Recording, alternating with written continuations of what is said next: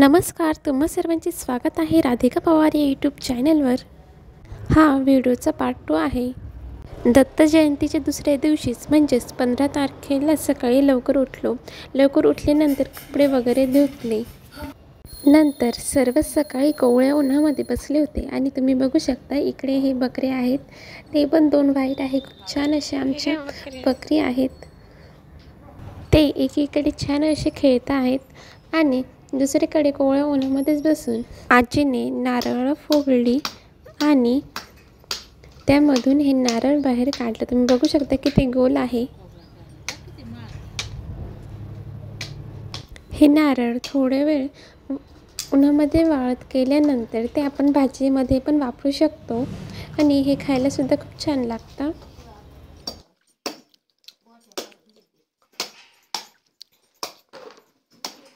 आणि त्यानंतर मी इकडे सकाळी बाहेर आलेले आहे। तुम्ही बघू शकता मागे कांद्याची रोपं लावलेली आहेत आणि इकडे चाळीमध्ये आहेत ते मकई आहे, ते काढून ठेवलेले आहेत आणि आजीने आणि आम्ही हे गहू वाळत केले होते उन्हामध्ये, कारण त्याच्यामध्ये थोडंसं कीड होतं त्यामुळे।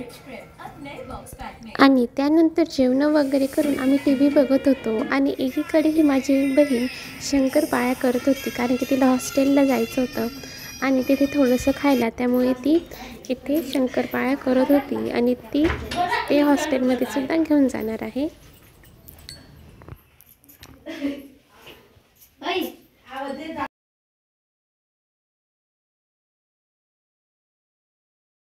तुम्ही बघू शकता इथे ती किती छान पद्धतीने ही शंकरपाळ्या करते आहे आणि या शंकरपाळ्या खायला सुद्धा खूप छान होत्या आणि कडक कडक होत्या, त्यामुळे खूप छान अशा लागत होत्या। त्यानंतर संध्याकाळी झाडांना पाणी सुद्धा टाकलं।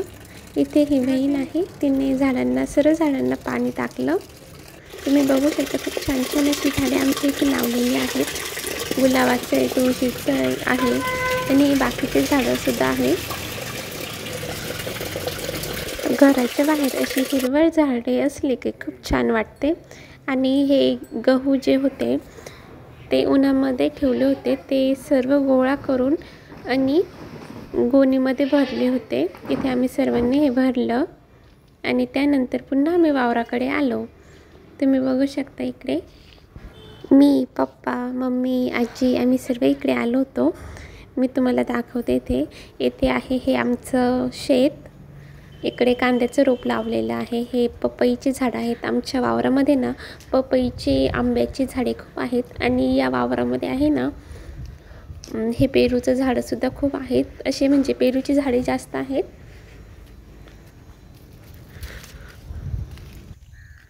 आता कांद्याची लागण आहे ना, त्यामुळे मग हे रोप इथे लावलेलं आहे कांद्याचं। इकडे तुम्ही बघू शकता इथे आहे ते पेरूचे झाड आहेत आणि हे सुद्धा हे आमचंच वावर आहे। इथे आम्ही कांदे लावणार आहे या वावरामध्ये। आणि इकडे हे जे आहे ते आंब्याचं झाड आहे। इकडे 2-3 आंब्याचेच झाड आहेत आणि एक पपईचं झाड आहे। आमच्या इकडे बांधायला खूप सारे झाड आहेत आणि जास्त तर आंब्याचेच झाड आहेत।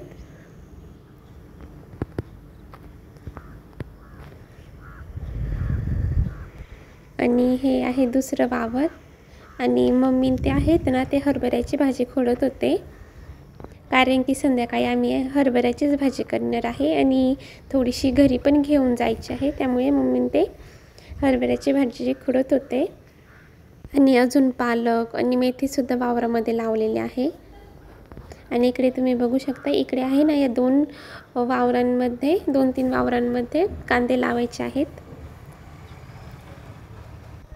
तुम्ही बघू शकता किती छान दिसतंय।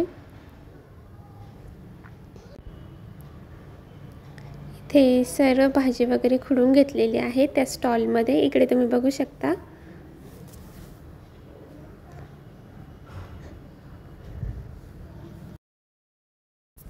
त्यानंतर भाजी घेतली। भाजी घेऊन आम्ही आता घरी जात होतो आणि मध्येच आम्हाला लाकडं पण दिसली। मग म्हटलं लाकडं पण घेऊन घ्यावं, त्यामुळे आम्ही लाकडं घेतली आणि घरी जातो आहे आता। हे ते आंब्याचं झाड आहे, हे 2 आंब्याचे झाड आहेत. आणि नंतर संध्याकाळी चहा केला आणि इथे काकूंनी गौऱ्या आणि डेंडरं पण आणले होते.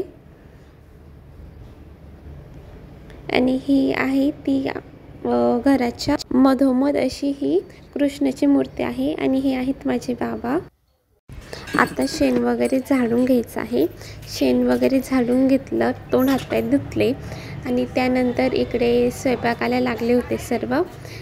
ही हरभऱ्याची भाजी आणलेली आहे आणि आता तीच करणार आहे. आणि एकीकडे लसूणसुद्धा सोलत आहेत आणि एकीकडे चपात्या भात ठेवून दिलेला आहे, वरण केलेलं आहे. आणि इकडे मम्मी हे चपात्या करते आहे.